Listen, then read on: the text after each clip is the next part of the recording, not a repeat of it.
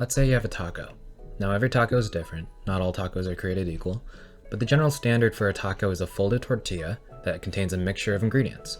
We're going to be using this taco to better understand conditional statements and necessary/sufficient conditions.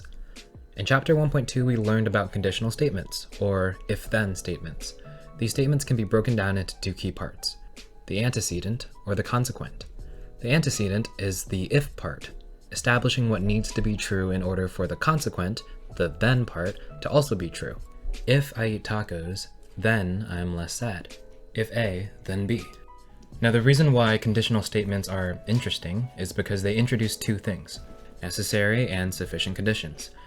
When we look at the conditional statement, if A, then B, B is considered to be the necessary condition because B needs to be true if you want A to be true. It's the guaranteed outcome, assuming that A happens. Let's go back to the taco. Say we're observing the relationship between tortillas and tacos. In that case, the tortilla is the necessary condition because you need to have a tortilla to have a taco. There's no other possible way to have a taco than by having a tortilla. If we have a taco, B, we know for sure that we have a tortilla, A. A, on the other hand, is considered to be the sufficient condition because when A happens to be true, it also causes B to be true. The key difference here, though, is that a sufficient condition will have alternative conditions that also result in the same necessary condition, which in this case is B. A is sufficient enough to cause B, but it's not necessary for B to happen. Other things can make B happen. It's not just exclusive to A only. That's why if you know B is true, it doesn't quite guarantee that A is true in the same way that A absolutely guarantees that B will be true.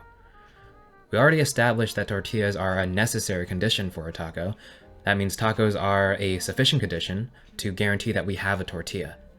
Is it the only condition that does this? No.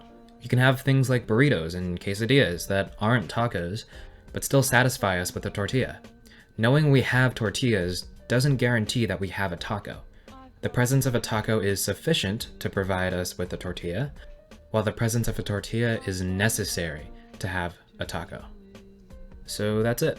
That's conditional statements explained by a taco. Hope it helps.